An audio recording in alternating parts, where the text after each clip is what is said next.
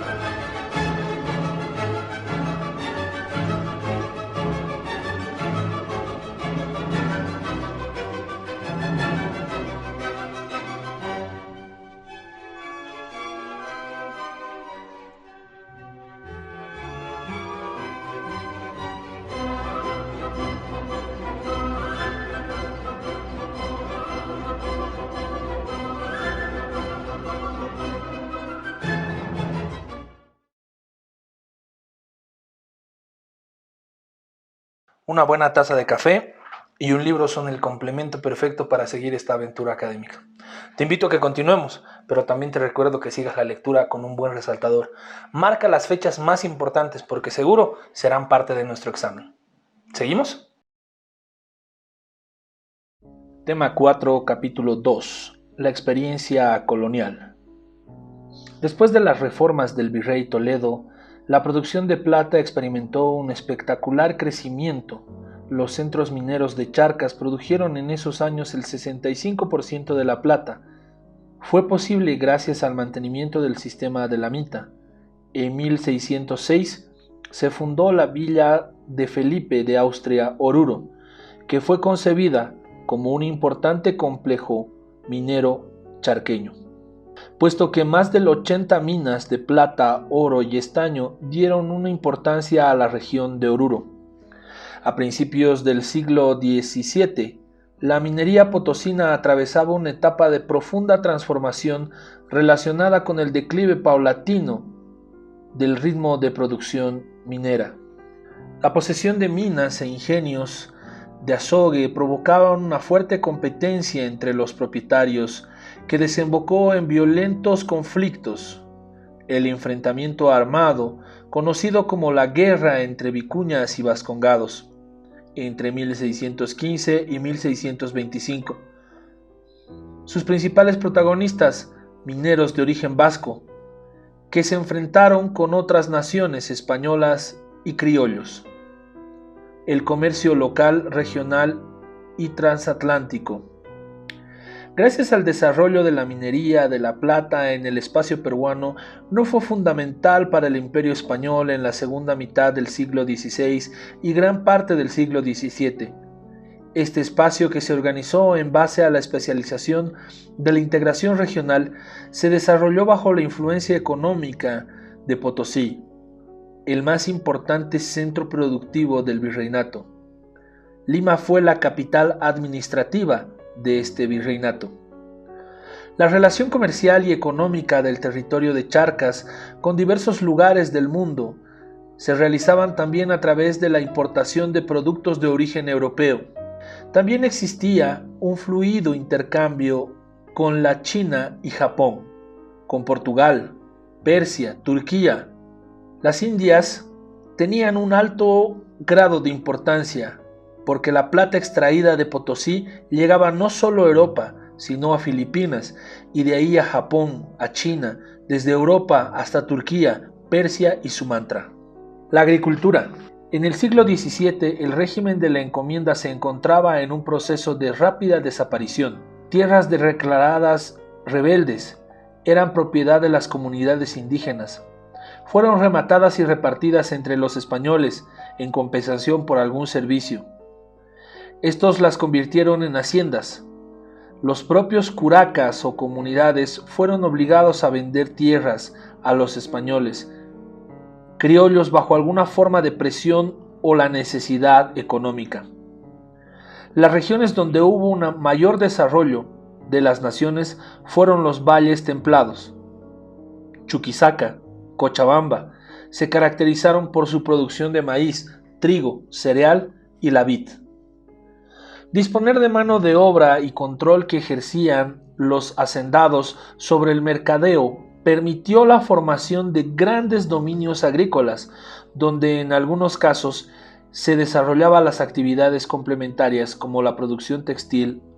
En las numerosas haciendas trabajaban indígenas de distintas categorías, como yanaconas, forasteros y agregados. Los hacendados tenían la potestad de liberar a los indígenas yanaconas del tributo de la mita, con el consentimiento y la complicidad de las autoridades. Los indios forasteros habían huido de sus comunidades de origen al altiplano, habían logrado escapar del control y de los caciques. Inscritos en la comunidad sin pertenecer a la misma, no pagaban tributo y tenían un menor acceso a la tierra. Se denominó como forasteros, no solo a los indígenas que radicaban en el lugar diferente, sino al lugar de origen. Las estrategias individuales y colectivas de la población indígena del siglo XVII. A lo largo de este siglo, las comunidades indígenas y sus autoridades desarrollaron una variedad de estrategias y tácticas de evasión para disminuir un envío anual de contingentes de población a Potosí. Este complejo entramado se denominó Circuito Interecológico. Fue perfeccionado con nuevas rutas y nuevos destinos que conectaban punas y valles, minas, ciudades, haciendas dentro del espacio andino colonial. Estos desplazamientos se vinculaban con el calendario agrícola y religioso. Las investigaciones de los años 1980 lograron mostrar la persistencia de los mecanismos de control desplazados por los jefes étnicos para asegurar el cumplimiento de las cargas comunitarias por los indígenas, así como para la capacidad de los caciques a localizarlos. Sainz ha sostenido que a finales del siglo XVI, el mundo indígena de Charcas había logrado ajustar su dinámica espacial y poblacional a las exigencias coloniales y logró enfrentar las posesiones coloniales. Se mantuvieron las estrategias andinas de control vertical, pisos ecológicos y los movimientos cíclicos desde el altiplano hacia los antiguos enclaves étnicos o hacia las haciendas de los valles en procura de obtener recursos. La inserción de las economías indígenas en el sistema mercantil se produjo de manera diferenciada según la ubicación geográfica de los grupos étnicos. Jimena Medinaceli, en el trabajo que recientemente presentó el 2010, analiza las estrategias de movilidad de grupos pastoriles. Por ejemplo, inmediatamente después del descubrimiento de Potosí, los Lupaca empezaron a trabajar en las minas para cubrir las necesidades de la tasa del siglo XVII. Emprendieron una estrategia mercantil aprovechando sus tierras en distintos pisos ecológicos. Sus caciques, el eje de la empresa, combinaban exitosamente las estrategias individuales y colectivas. Por otro lado, los quillacas se caracterizaban por una menor movilidad geográfica. Se dedicaron al transporte y al comercio. Los casayanas, que provenían de una de las parcialidades del señorío Sora en el norte del lago Popó, aprovechaban de su cercanía a Oruro para trabajar como mineros y jornaleros. Alquilaban su ganado, pero siempre regresaban a sus comunidades y no desistieron de ser pastores. Los carangas estaban en contacto con la costa, el Camino de la Plata. De Potosí a Arica pasaba por su territorio. Fueron encargados de transportar las barras de plata desde Potosí y de Azorgue al regreso. Fue encargado de transportar el mineral. Por otro lado, las investigaciones sobre las mujeres demostraron que los indígenas lograron desarrollar dinámicas propias en las ciudades donde obtenían nuevas oportunidades y horizontes. Desde el siglo XVI, las mujeres indígenas tenían tiendas. Mangán sugiere que las mujeres no españolas eran tan importantes en Potosí como los mineros, comerciantes.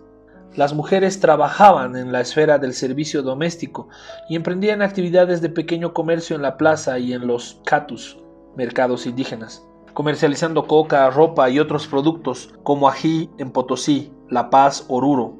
Las mujeres de los caciques eran privilegiadas de riqueza material y de acceso a mano de obra. Es destacable el papel de las cateras, payas, mujeres de origen incaico que participaban en actividades de comercio urbano.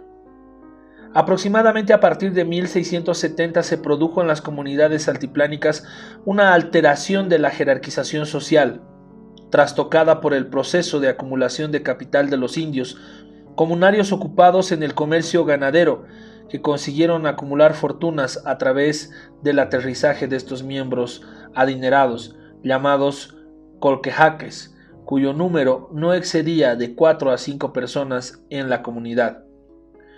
Movimientos sociales del siglo XVIII. El siglo XVIII surge con focos de conspiración y levantamiento indígena.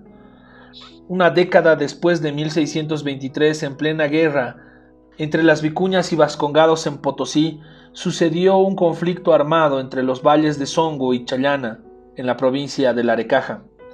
Los indios se alzaron contra los encomenderos por sus malos tratos y el cobro excesivo de tributos. El levantamiento fue durante la represión de su líder, Gabriel Huaynaquile, quien fue ejecutado. En 1644 hubo otro intento de rebelión en la zona de La Paz, basado en las mismas alianzas étnicas con planes para matar a los españoles, intento que fue apaciguado por las autoridades originarias. En el siglo XVII los indios urus fueron dominados y marginados por los aymaras y acorralados por estos. Empezaron una verdadera guerra de guerrillas contra los aymaras y los españoles. Los aymaras, pacajes y lupacas controlaban el territorio de los urus y explotaban sus fuerzas de trabajo, obligando a cuidar ganado, a trabajar en los valles de la costa donde tenían sus propiedades. En el siglo XVIII lograron emanciparse de los servicios personales. Entre los valles de Misque y Valle Grande existía una zona estratégica conocida como el Fuerte de los Prados Libres, también el pueblo de guerreros negros. Los mestizos constituyeron un grupo intermedio en la sociedad colonial entre los españoles y los indios. En principio, la política estatal hacia los mestizos era represiva, pero la sociedad colonial los fue integrando poco a poco, liberándolos de cargas tributarias y laborales en el siglo XVI.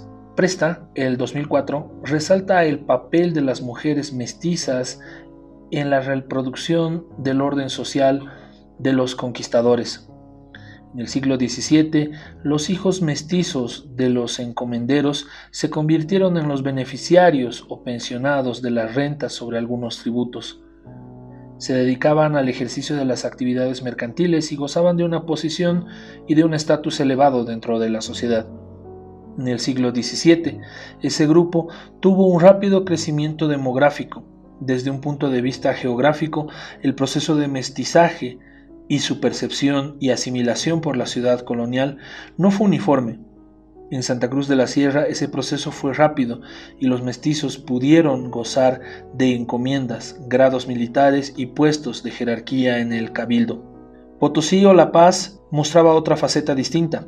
Los mestizos cumplieron un papel de intermediarios en la sociedad colonial y estaban incrustados en otros segmentos sociales, sin una estructura con que se pudiera identificar.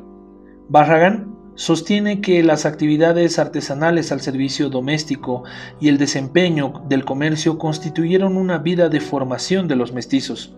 En la segunda mitad del siglo XVII, los mestizos se destacaron como protagonistas de varios conflictos sociales, calificados por Clave en 1989 como la disputa por los recursos locales. Uno de los más emblemáticos se desarrolló en 1661.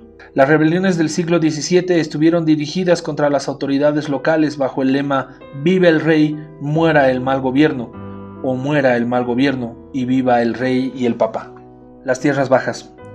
Con la fundación de 1590 y el posterior traslado en 1591 a la llanura de Grigotá, la ciudad de San Lorenzo Real, también llamada como San Lorenzo de la Frontera, las autoridades coloniales intentaron establecer un nexo entre Santa Cruz de la Sierra, fundada en 1561, y La Plata. Esta medida no logró colmar las expectativas debido al persistente aislamiento de la ciudad, y a los principios del siglo XVII la audiencia de Charcas decidió trasladarla cerca de San Lorenzo. La ciudad nombrada Santa Cruz de la Sierra o la Nueva Cotoca, con alusión a la ubicación en el paraje de Cotoca.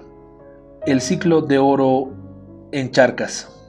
La irradiación de la cultura urbana y la producción artística en el siglo XVII, Charcas formaba parte de una red de circulación y producción artística. Se establecieron escuelas locales de pintura con la participación de pintores criollos, mestizos y algunos indígenas. Desde 1680 hasta fines del siglo XVIII, los pintores criollos, mestizos e indígenas desarrollaron un nuevo estilo de arte denominado mestizo. En la segunda mitad del siglo XVII surgió la Escuela Potosina de Pintura. Fernando de Córdoba y Figueroa, Francisco Fernández de Córdoba, Diego Mexía de Ferrayil, Pedro de Carvajal, Francisca de Briversa y Arellano fueron autores destacados por formar parte de la corriente petrarquista, además de conocer y difundir obras de la antigüedad. En el siglo XVIII, Charcas fue un importante centro de actividad teatral. En la ciudad de La Plata existía una escuela de teatro y en Potosí 14 escuelas de danza. A fines del siglo XVI surgió la Escuela Platense, una escuela de música. Uno de los géneros musicales más proliferantes de América fue el villancico. Uno de los más importantes también compositores fue Juan Araujo, músico y compositor americano, contratado como maestro en la Capilla de La Plata. La educación. En materia de educación primaria, la Compañía de Jesús jugó un papel fundamental. En Potosí, pocos fueron los lugares donde no se estudiaba. Existían varias opciones para acceder a la educación primaria, ya fuera por medio de maestros particulares encomendados a los niños como pupilos, o a los religiosos y escribanos, o bien inscribiéndolos en las escuelas del cabildo. No solo los españoles, los criollos o los indios de las élites podían estudiar, también una opción para los mestizos. Capítulo 3. Reformas, rebeliones e independencia. El contexto político, económico, social y cultural. La historiografía tradicional dividió la historia patria en tres momentos fundamentales: la etapa prehispánica, la colonial y la republicana. A partir de ello, tomamos como fundamento en nuestro análisis la contrastación de lo que fue la firma del Acta de Independencia de 1825, que no solo debe ser analizada como un momento en el que se instituyó un nuevo orden, sino también como el fin de una etapa. La independencia fue también el momento final de una larga crisis de gobernabilidad que se instauró a inicios del siglo XVIII.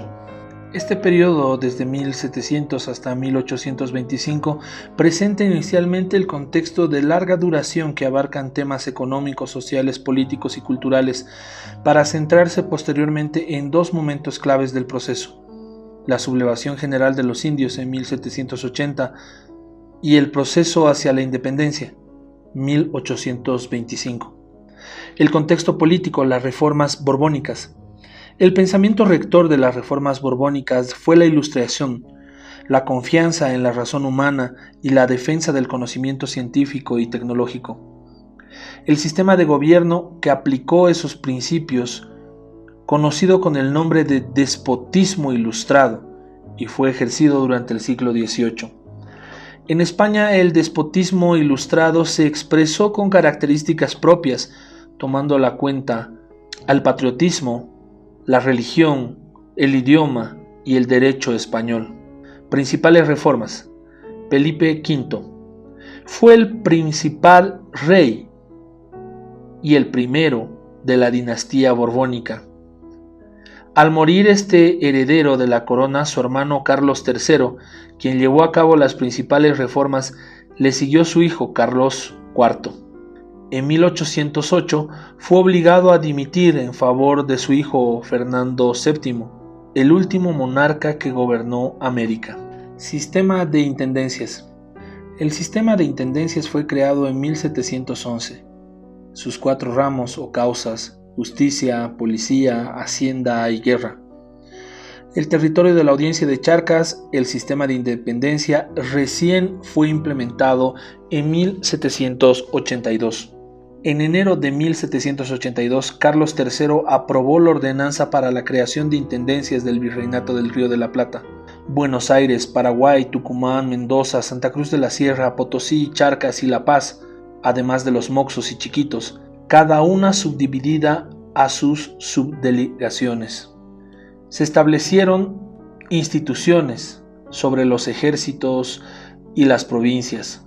De acuerdo a la Real Ordenanza del Rey, se elegía directamente a los nuevos intendentes por él mismo, quien es el que decidía quién ocuparía ese cargo. El contexto económico. La población de Charcas en el siglo XVIII. La población de Charcas en el siglo XVIII tuvo las siguientes características: una migración de la población indígena hacia las ciudades, valles y haciendas, el crecimiento de la población africana esclava, la reducción misional de los pueblos indígenas de las tierras bajas y el crecimiento de la población criolla. A inicios del siglo XVIII se llevó a cabo una nueva revista de composición de tierras e impulso. Hubo un crecimiento alto de haciendas y tierras, una mayor precisión sobre las tierras en común, en concordancia con la nueva política borbónica. Las comunidades, nombre dado a las unidades de población rural libre, mantenían algunas características de los antiguos ayllus prehispánicos. A la cabeza se hallaban el cacique, que poseía tierras de uso personal, llamadas aimas, trabajadas por los propios comunarios. Luego estaban las autoridades menores, como los alcaldes, gilacatas y principales.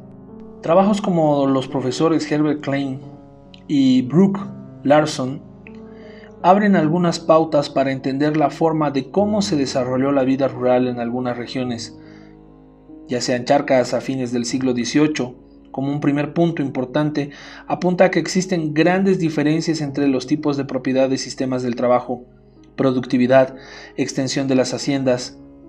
En La Paz había más haciendas, en Chulumani o Masuyos, y en Pacajes, donde existía una fuerte presencia de comunidades. En las parroquias de La Paz se ubicaban Charcas y Chacarrillas. En Cochabamba, Larson nos muestra cómo grandes haciendas, hasta propiedades de tamaño mediano a pequeño de carácter familiar, tierras que estaban dadas en arrendamiento y a la existencia de trabajadores familiares en pequeñas propiedades. Si bien la colonia regaba muchos de estos derechos, las mujeres también realizaban trabajos. La minería del siglo XVIII. La minería de la plata continúa en el siglo XVIII como el principal ingreso económico de Charcas. Los altibajos permanentes, la crisis de la minería potosina, los inicios del siglo XVIII se manifestaron en el abandono de las minas e ingenios. Oruro, al igual que Potosí, vivió ciclos de auge y de depresión. Desde fines del siglo XVIII hasta 1740 se vivió una etapa de pobreza. A partir de ese año se asumió la producción y el descubrimiento de las minas en el Popó. De acuerdo a Enrique Tender, el alza de la producción minera en Potosí continuó hasta finales del siglo XVIII. Este auge se debió sobre todo al aumento de la productividad de trabajo y de forzar a los indios a trabajar. Tender sostiene que el mitayu debía seguir trabajando en las minas sin descanso o llegar a la villa acompañado de parientes para que lo ayudaran en el trabajo.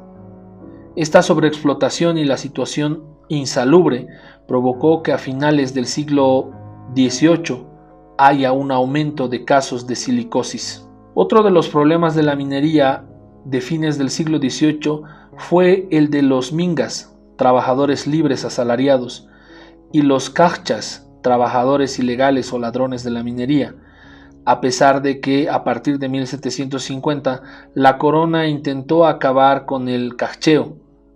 Este continuó hasta el siglo XIX. En los últimos años del siglo XVIII e inicios del siglo XIX, la caída de la producción de la mina sumó las guerras en Europa que impidieron el envío de mercurio, lo que paralizó la actividad productiva. El comercio. A partir de los trabajos de Carlos Sempar, el estudio del comercio colonial en los siglos XVII y XVIII empezó a privilegiar el mercado regional, centrado en la existencia de un amplio mercado alrededor de Potosí que abarcaba desde Quito hasta el Río de la Plata. Circulaban mulas, coca, algodón, jabón, cereales, a cambio de plata, ya sea acuñada o en piña, conocido como el espacio económico potosino. Dentro de un sistema colonial y señorial como era Charcas, se dio en el siglo XVIII un lento cambio de mentalidad con relación a las actividades económicas y el lugar que ocupaban en la sociedad. Los azogueros seguían siendo las personas de mayor prestigio en Potosí, los mineros en Oruro y grandes terratenientes en La Paz. La sequía y la crisis del siglo XIX. Entre 1800 y 1805 se produjo un periodo de extrema sequía en las regiones del altiplano y los valles, que provocó la pérdida de cosechas, una alta tasa de mortalidad de ganado y pérdida de semillas. El año de mayor sequía fue el año de 1804. Se extendió a La Paz, Puno, Sicacica, Carangas, Oruro, Chayanta, La Plata y el territorio del Chaco. La carencia de alimentos provocó la subida de los precios en los mercados urbanos, donde el precio del maíz y el trigo duplicaron su precio. Se produjo en Charcas el ciclo vicioso de sequía. Había hambruna, enfermedad y muerte. Estallaron epidemias de escarlatina, anginas, tabardillo cortado, pulmonías, provocando una alta tasa de mortalidad. Aumentó el número de delincuencia y bagatela, y el pago de los tributos se hizo más difícil. Fiscalidad, el tributo y el reparto de mercancías. Luego de la minería, el segundo ingreso en importancia en la corona fue el tributo indígena, establecido en el siglo XVI como parte de las obligaciones de los indios considerados vasallos del rey.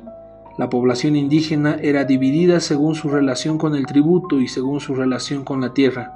Según su situación tributaria se distinguían las siguientes categorías: de 18 a 50 años, próximos de 13 a 18 años y reservados más de 50 años.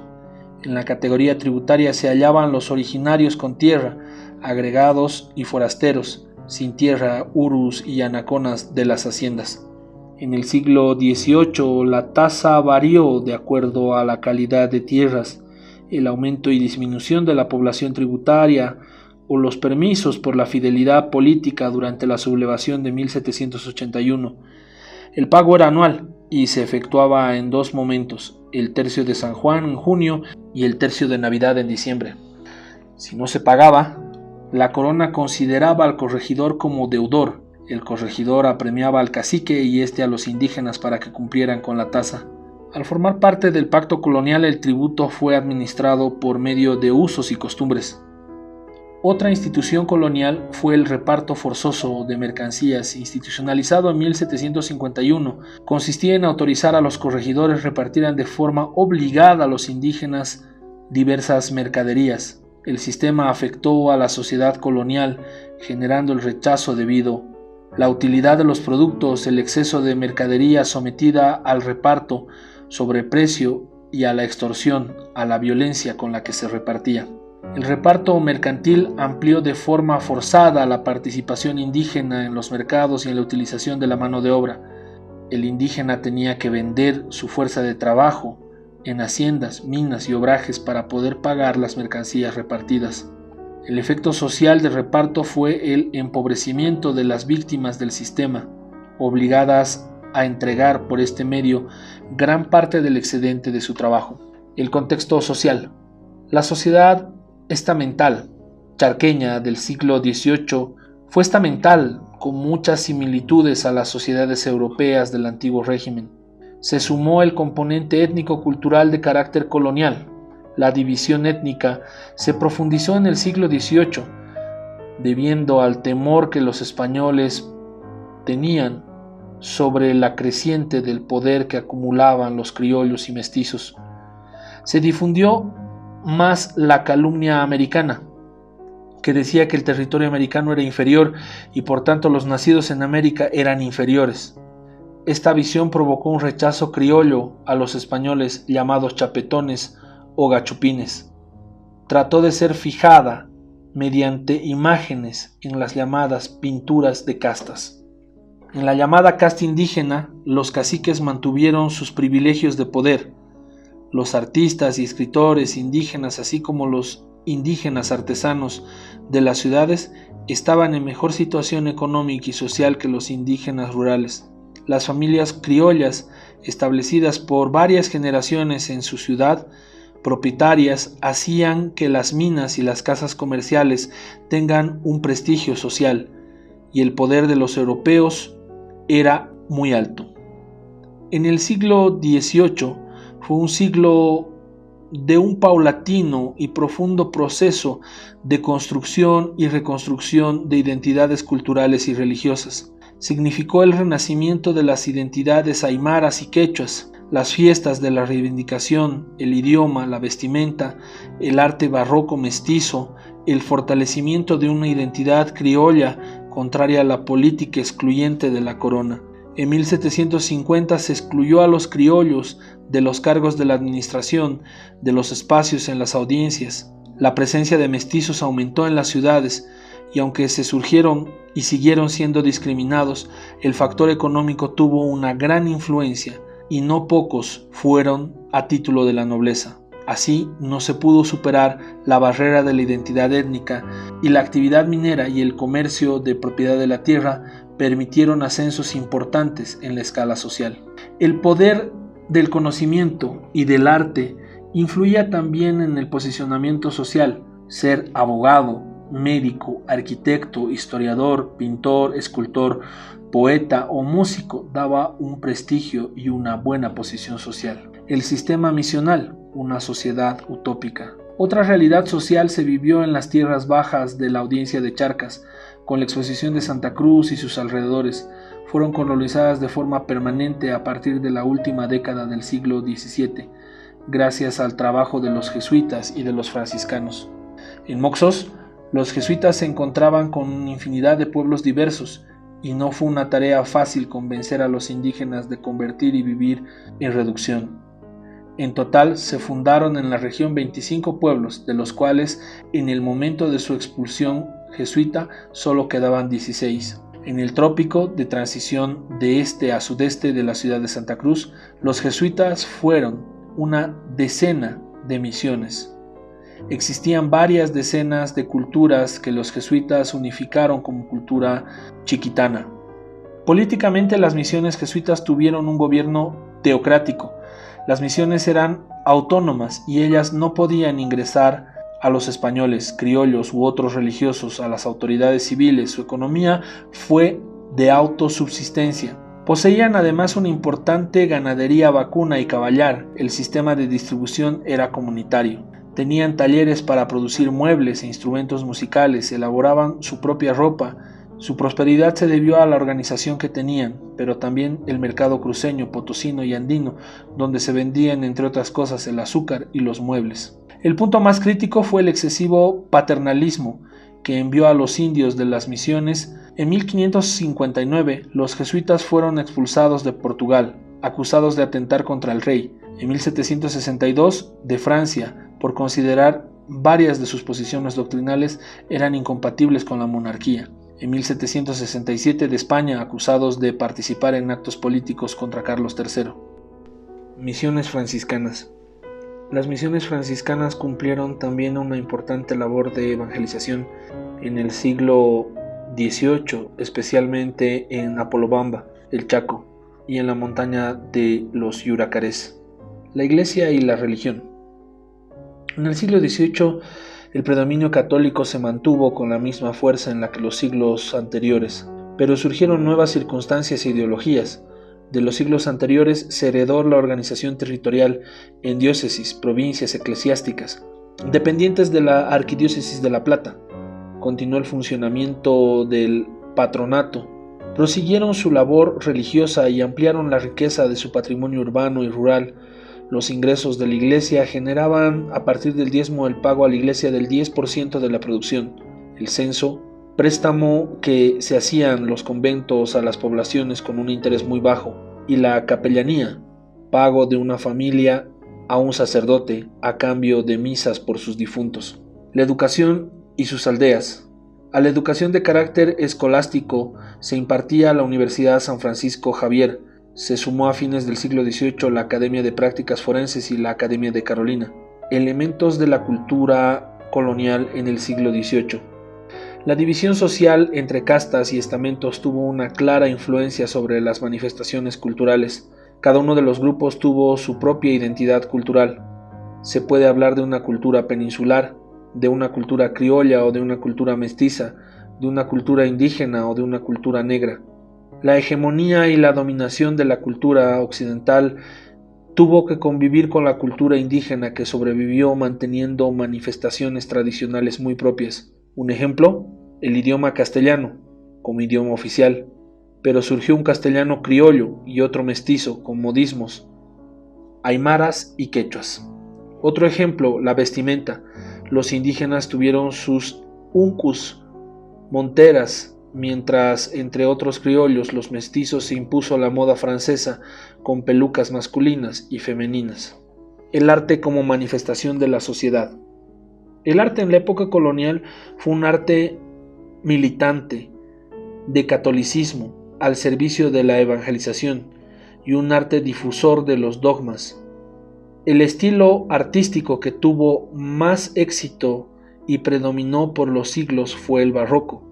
Las iglesias, los ángeles, los cielos, los infiernos, los carros triunfales de héroes de la iglesia, místicos, mártires fundadores de órdenes religiosas, pero sobre todo como esculturas y pinturas que se presentaban en las diferentes advocaciones de la Virgen María y la Pasión de Cristo. Si bien el barroco tiene características comunes, presenta también diferencias entre las regiones de Asia, muy diferentes al barroco chiquitano, del barroco andino, del barroco español y del barroco criollo, y ambos del barroco mestizo. La fiesta. Otra de las manifestaciones culturales representativas del siglo XVIII fue la fiesta, especialmente la religiosa, en el calendario judaico-cristiano, como los santos patronos del carnaval, fiestas políticas, cuando nacía un príncipe o se casaba alguien de la corona del rey, entre otras cosas. La fiesta barroca tuvo también un lenguaje artístico e identidad cultural. En la misma, cada grupo social participaba cumpliendo un determinado rol o un lugar específico en la procesión, un sitio de prestigio y el derecho de participar en las corridas de toros o las mascaradas.